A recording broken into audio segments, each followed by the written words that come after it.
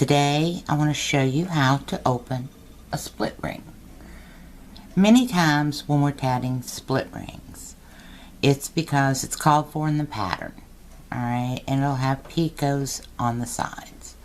However, if you're making a split ring chain, you may not have picots on the side. If not, you're going to have to dig in between the two double stitches.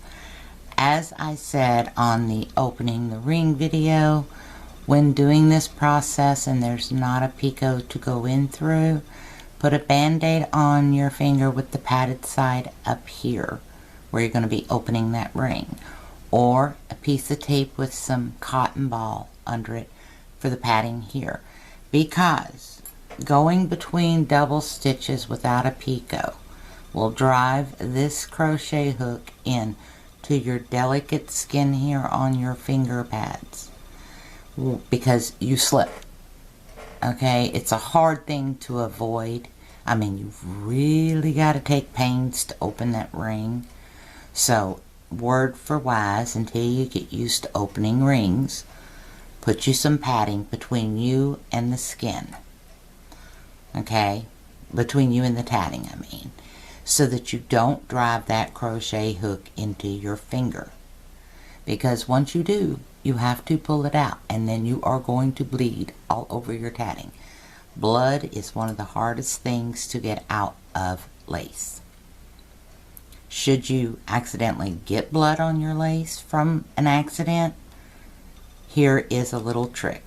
Peroxide removes it. I mean, even down into the grooves. Soak it in a bit of peroxide. Peroxide's good for any protein stain. So, and blood is number one. You got blood on anything, to get rid of it, put it in peroxide. It eats it away. So, with that in mind, now we're going to move on, and I'm going to show you how to open a closed split ring. It's basically the same way as a closed ring. The difference is you start with the last side that was tatted first. Alright, so let's get on with it. First thing we're going to do, go down into that picot. Let me zoom this camera in for you so we can get a close-up shot of what I'm doing. Alright, we've got the picot right here. Alright, we're going to go down through it. Once you go down through it, come up through the ring. See that? Now, what I do, okay, because I've been tatting for a while, I take my crochet hook and let it do the work for me by spreading that apart, so I don't have to really work hard to get that core thread. I just slide it on up the crochet hook and let the crochet hook separate the stitches while I'm holding that ring to keep anything from flipping out of place. Once you get that thread, the core thread up, then you want to do as if in a normal ring, pull it up. Get as much up as you can through here. Alright. Grab your hackle pliers, see them? Or your crosshatch tweezers that beaters use. One or the other is fine. This video I'm going to use these, the crosshatch. Alright, I think that's what they're called. I'll have to look that up again. I can't remember. Yes, I'm getting old, folks. You know how memory is the first thing that goes? So, but just remember this. Muscle memory never goes, and that's what tatting is all about. So you'll be able to tat, you just won't know what you're doing. Okay? So, once we get enough of that core thread out, again, down here at the base, where the ring, two sides of the split ring meet, you want to separate. Okay? Now this last double stitch on a split ring, it flips. Alright, so you got to be mindful of that. Try to keep it from flipping. If it does, you can straighten it out later on. Right now we just want that core thread. That flip double stitch doesn't really bother us right now, because what we're going to do is open it up and pull that thread that we pulled up through that picot out.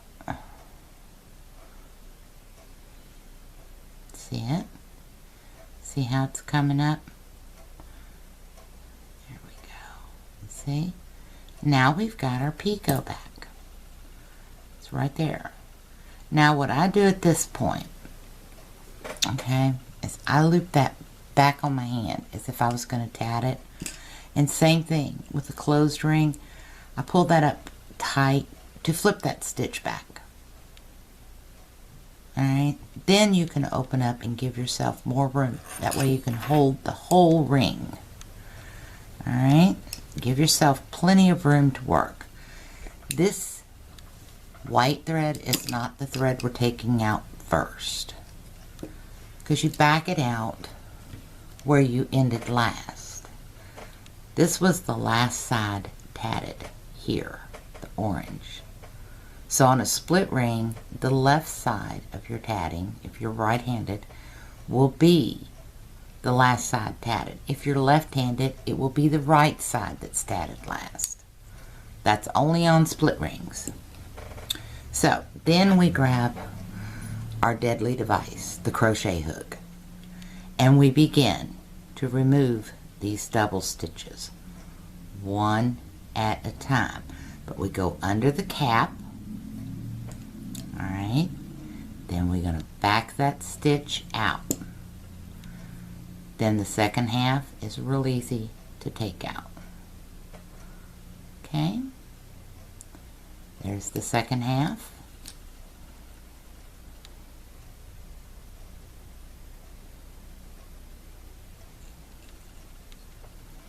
And then you would move on to the rest of your stitches. Once you get up here, then you can start to remove the other side. Alright? It makes it easier if you back it out where you ended. Alright?